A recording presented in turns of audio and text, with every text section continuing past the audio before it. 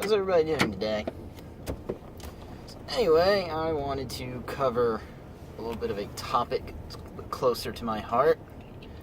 Took my sunglasses off while I'm driving to the parking garage. A lot of people doing interesting things. Anyway, so I'm actually soon to be in the market for a new car. I've decided I want something American muscle, perhaps. So right now, I've narrowed my decision down to between the Camaro and the Mustang. Possibly the Challenger, I will consider it, but not really serious about a Challenger for a few different reasons. It is a Dodge. The reliability isn't always the greatest on a Challenger. Well, either way, whichever car I decide to get, it is in fact going to be the V8 manual version of whichever car it is, and that might also adjust the camera a little bit. No, not much. Wait for this car to back out. So I decided it's going to be the V8 with the manual. So I've narrowed it down to the Mustang GT with the Performance Package, or also the Camaro SS 1LE. Now, some of you all know the Camaro SS 1LE, it's actually new for 2017. And the Mustang, it's actually due for a redesign, well, not a complete redesign, but a major facelift in 2018. And and the Performance Package is set to get some new technology to it. Now, as of right now, the Camaro versus the Mustang, it's of course an argument that's been raging on for. Camaro just got to its 50th anniversary, so realistically, 50 years people have been arguing. And of course, every time I ask this question to people, I get a wealth of results, and people who have owned either one will tell you to buy one over the other. I'll buy a Camaro because Ford's crap, or you should buy a Mustang because Mustangs are faster. And so, yeah, you're going to get either one, and I'm aware of this. My reasoning right now is they both have their pros and cons. So far, the Mustang, the Performance Package, is looking a little bit better to me because it is, in fact, a little bit more affordable. If you spec out a Mustang, or, well, at least when I did, spec'd it out with everything I want to get, every option, even down to the color, versus the Camaro I want to get, it comes out to roughly 40 grand for the Mustang, and then Camaro comes out to give or take. Okay, cars are coming. They're doing construction work right here on the parking garage. This is great. The Mustang comes out to 40 grand, whereas a Camaro 1LE comes out to approximately 45 grand. Now, of course, this is negotiable either way when you look at it. Okay, my turn to go. To be nice. Gotta wait for Prius to get out of the way. It's typical. Yeah, the Mustang GT comes out to 40 grand, whereas the ZL1, the 1LE, you can tell I really want to get a ZL1 if I could afford it. The 1LE comes out to approximately 45 grand. And when I did some research for the dealers, that was, of course, the important one is not just online, but how many of these particular cars do the dealers have. The Mustang, I looked at one particular Ford dealer in this area, and there was a wealth of them, whereas the Camaro, the 1LEs, there was like only 2 or 3 per dealer. It's a fairly rare car, so you do pay a little bit of a premium for that, since you lose ability to negotiate. Arguably it's worth it, arguably not. Now, for 2017, of course, the Camaro 1LE is new.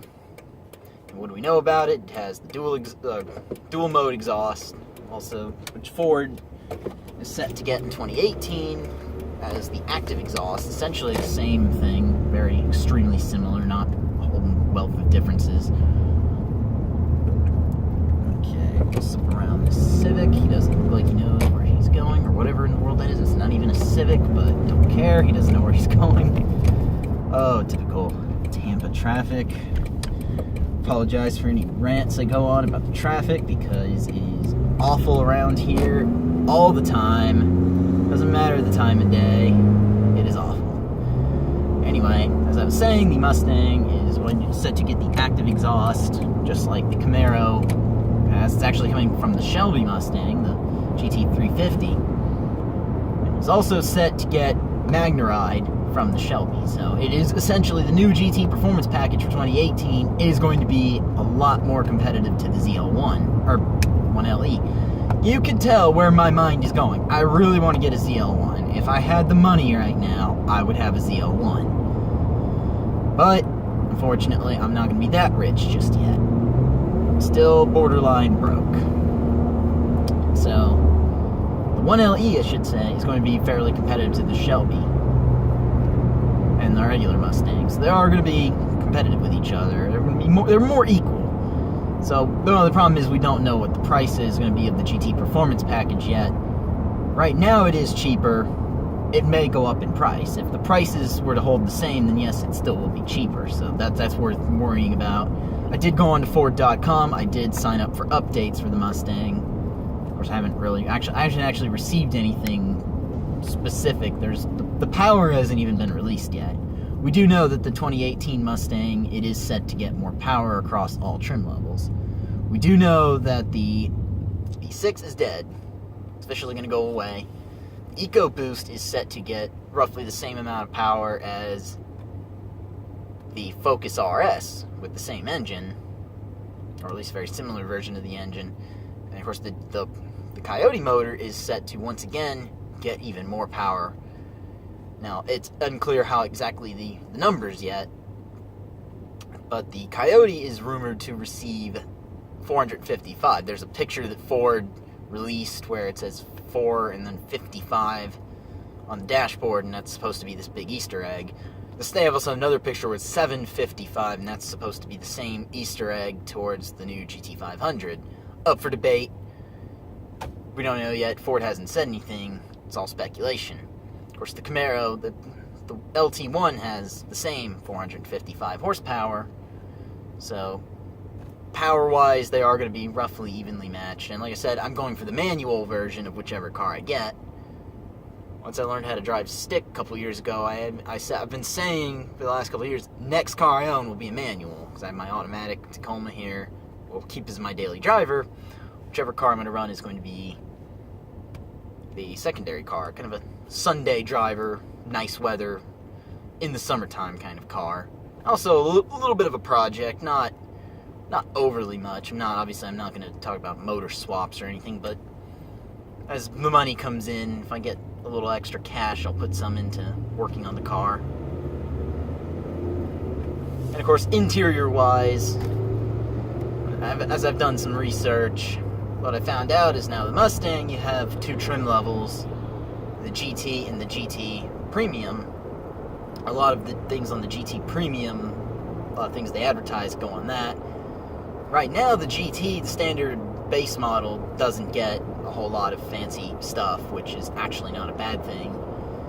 Nice looking little Tesla over there, the Goldwing one. The standard GT just gets, your standard radio, push button start at least, cloth seats, just standard stuff, and then Premium, it comes with the option of leather and other things like that. Camaro, of course, it's the 1SS and the 2SS, where if you get a 2SS, you get a lot of the options. And Camaro, they do pride themselves in that the 1SS does come with a lot of the same features standard, which actually is a good thing. That is a positive mark for Chevy. Of course, the downside is it does cost a little more. They don't tell you that on their website when they talk about, oh wow, it has standard 8-inch touchscreen. You do pay extra for that, the price of the actual car. But either way, if it's what I decide to go with, it'll be worth it. Because if anything, we will get a better interior. Once again, this whole thing is up for debate. I was thinking about the Challenger previously, but I eliminated that because I did some research into it. Come to find out, it is naturally the least reliable Dodge. Again, hey, sue me if that's not correct. Grill me, do whatever. And then, second, being that it's also the least safe in an accident.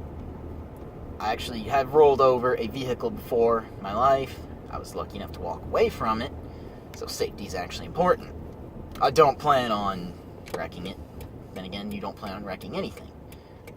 So, either way, let me know what everyone thinks. Mustang versus Camaro. GT Performance Package versus SS 1LE. Yes, go ahead and say it. I would consider a ZL1. If I just were to suddenly win the lottery, I actually probably would buy a ZL1. So let me know what y'all think. And this is going to be possibly January-ish of 2018. Let me know what y'all think. I will take most advice that's actually worth it to be valuable. So, let me know what you think. Have a good day.